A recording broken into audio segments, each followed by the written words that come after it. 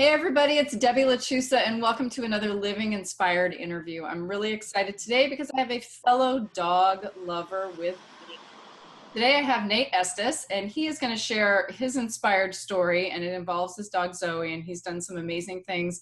Again, I feel like we've got a theme. I've done 3 interviews this week and all of these 3 people have done something amazing, but it's sort of been born out of unfortunate circumstances or tragedy. So I don't know if this is going to become a theme through all my interviews, but it's been this week at least. So I'm glad that we're, what do they say, turning lemons into lemonade, maybe? Maybe that's part of what inspiration does. So welcome, Nate. It's so great to have you here. Thank you. It's good to be here.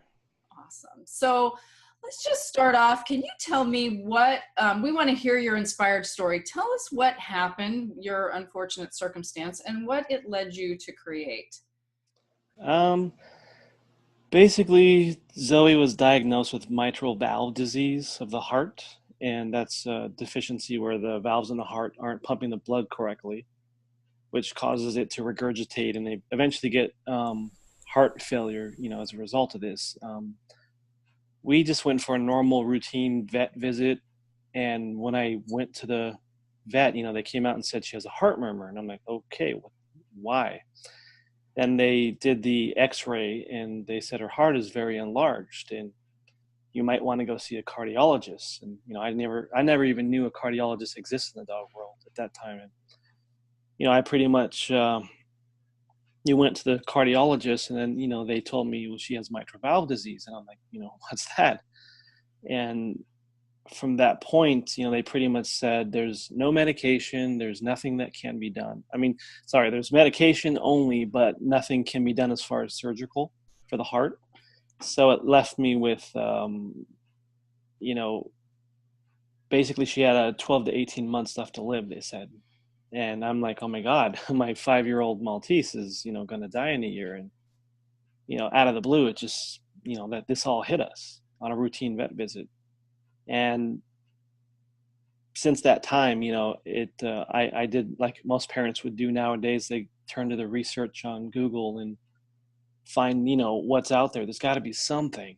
And I did my research and I found stories of only one man in the world that can do this surgical procedure to fix this. It's a repair, but he's very successful. And, I had to figure out that whole thing, the steps, where to go, who's doing this. And there's really nothing, most of the cardiology world doesn't even know about it. And the ones that do don't talk about it. So it was just a world of having to just dive in there and figure it out on my own and research, for days and, many, many nights of crying, but it was,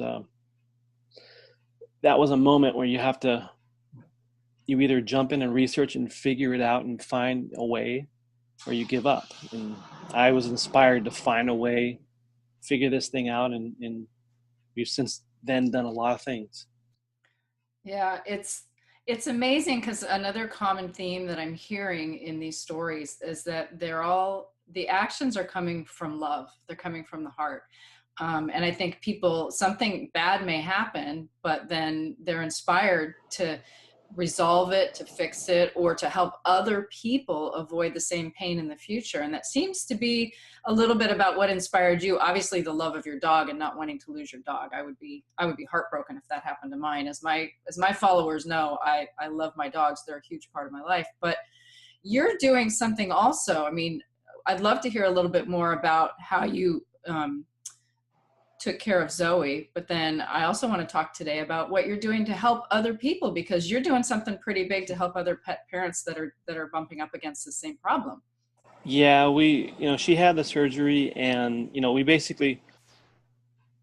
we contacted the people that do the surgery, and we figured it out. And it's a process. It's a very tough process emotionally and financially. And basically I had to fly Zoe from California, Los Angeles, to France and perform open heart mitral valve bypass surgery, and that's financially, it was, it's like $40,000 to do this. So it's a financially and a emotional toll, as far as getting everything lined up to go there and do this in the process and wiring the money. And is this, a scam, which most people feel, they were scared, but doing the research and figuring it out, we figured out all the steps. And I told myself, if Zoe lived through this, I was going to try and bring more clarity to this, and you know help other people do this easier than I had it, because it was very difficult and emotional. And that was something I said, I'm going to pay it forward, and I'm going to help people. So it totally changed my life. This is where I turn most of my energy to now. I used to do what most people do in life, and run around, do this, play video games, and but now, no, I like to help people, and I get my passion in life on making it just a little bit easier for somebody else who has to go through this, because it's not easy. And that's when we developed the website mightyheartsproject.org, and through a few pet parents that went through this, we were the founders, and we started this, and we wanted to help people, you know with all the details of the surgery, the resources, and the, like when you go there, where do you stay, where are the places to go eat, just everything is in. When you're on the plane, what do you do? um, there's just so much involved in the steps to do this, that for one person to do it alone is just, it's a nightmare. So that was our goal, was when we all finished surgery and our dogs were 3 months in recovery, like they're done, the goal was, we're going to help everyone else pay it forward. And so we created the Facebook community, which is real, like, live people's stories of them going now. So we've helped so many people, going forward, that, you know, they're helping their dogs now. And we're seeing this, and they're, on this community, on Facebook.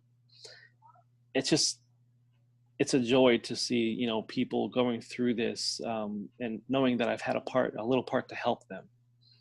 It's a miracle.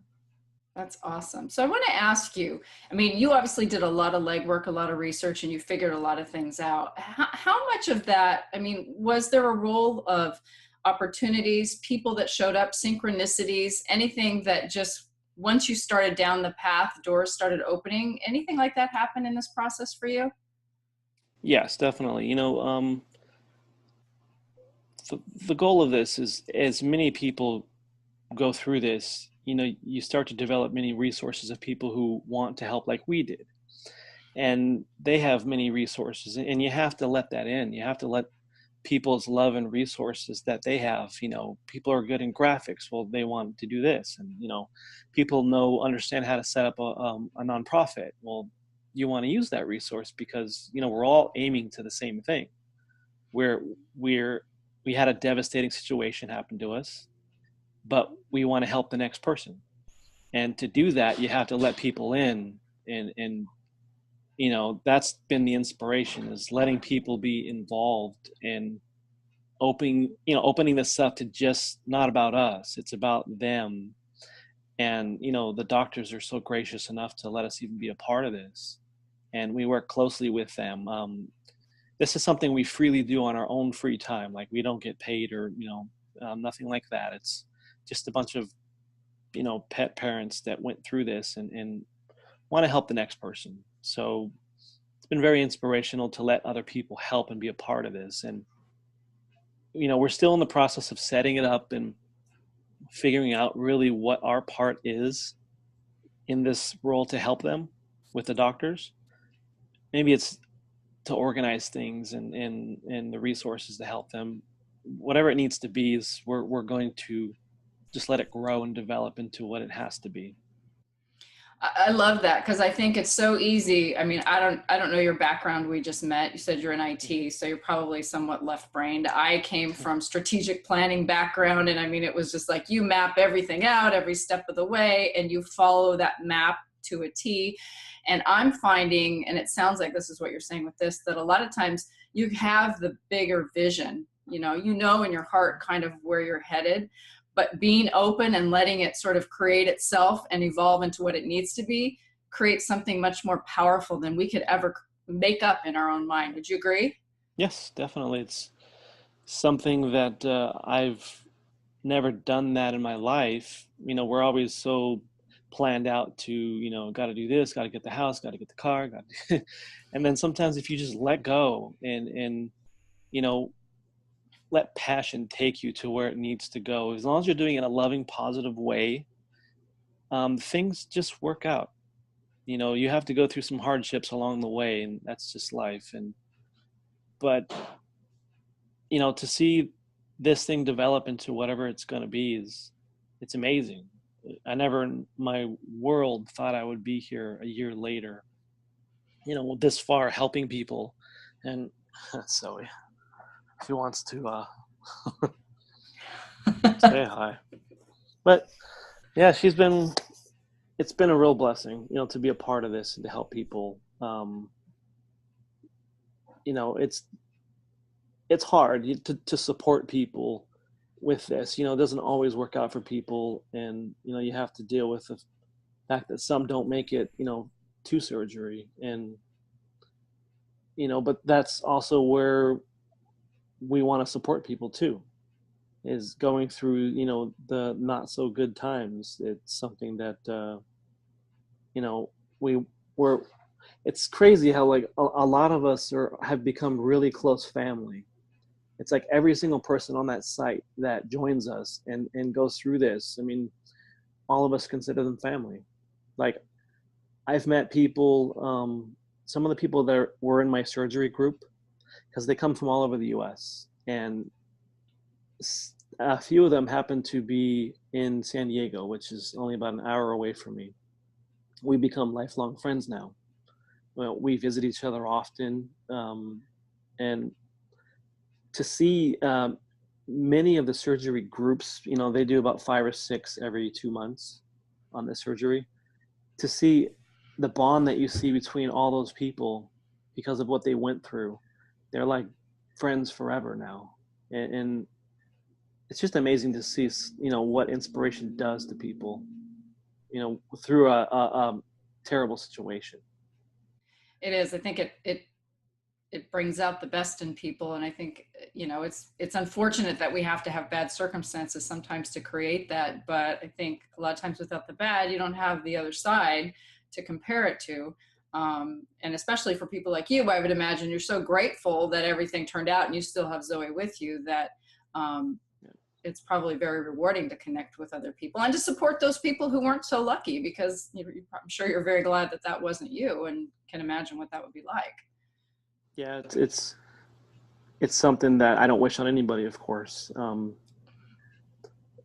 But I don't know. It's sometimes it leaves me speechless. I sit here and I think about it at night often, and think about the road that I've been on, and sometimes it makes me cry, because it's been such. I've met many wonderful people, very inspirational people, and you know we just don't know where this is going to go, but we're just kind of letting it develop and not rushing it. Just I've learned that if you just the goal is to get him in the U.S. and get us get some young surgeons to go to where he is, which is in Japan, to train to do this procedure. And it's been, we are going to try and inspire and motivate these young surgeons and do what we can with these doctors to help get the word out, and get these doctors learning this procedure, so that there could be more than just one person. Really, there's a few that are doing this already, but it takes time to really develop his his precise technique to be. He's very successful. He's about 87% successful on this surgery, and most of the dogs live a normal lifespan after this. So it's you know our goal is just to try and help people, help the people that are going through this, and we want to do more with these doctors to get this to the U.S., because that's actually where pet insurance would take care of some of the costs if it was in the U.S. So there's a lot of like goals that we have, but we're not rushing it, because for something to really successfully work, you got to just let it, develop slowly and not push it. Yeah, I totally agree. And that's, I mean, to me, that's what all these stories are all about. When you're allowing things to happen, and you said letting go, and letting go comes up in every interview I've done. When you can let go of trying to control it and force it and make it be what you think it needs to be and the timing that you think it needs to happen, and just allow it to unfold the way it's going to. Um, it's hard to be patient. I don't know about you. It's hard for me to be patient sometimes, but it always Well, it works out is. better. Yeah. It is. I mean, nobody wants to see dogs not make it, and it's a very difficult thing to. I mean, it's difficult to fly your dog, 10 and a half hours to France. That's something that's not easy for a sick dog. And a lot of the rules and the regulations going on right now aren't favorable for a sick animal to fly. And, they make it very difficult. Um, so, like, I'm glad Zoe was registered prior to all this as my emotional support animal. So she was able to fly in my lap the whole time. And that was a blessing to get there, without stressing around. But you know, we really want to get it here in the U.S. and start to get more doctors doing this, so that we don't have to see these bad stories of dogs just not making it because they couldn't wait the 3 months or 6 months on the waiting list. And with part of our awareness has brought a lot of waiting, on top of this, because they've gotten more aware of this. So we're working really hard to try and develop something to really help everybody. And we've had people that just flew to Japan. This is where his home base is, and there's not a lot of information about Japan. So now we've had people that have gone through this that are giving us more information about Japan, where to stay, dog friendly places. And now we're going to build that on the website and help people. So it's a growing thing of love that we're going to help people. And we'll see what happens. That's awesome. So I want to ask you, because I think a lot of people plan out their life or attempt to plan out your life. If you look back however many years before any of this was even on your radar, and then you look at where you are now, could you have not only could you have planned it, could you have even imagined that this would be the path that you're on? Oh no, definitely not. I this is our first real animal, dog as an adult. And me and my wife, we don't have children, so she's like my child, and I consider her that. And I could have never imagined that I would be here, in a million years. And it's just unbelievable that a tragedy, could happen and change my life completely. I guess it's a matter of choices. You have to choose. Are you going to let this happen, or are you going to fight it kicking and screaming? And that was, I guess I never knew that I could be the fighting, kicking, and screaming person.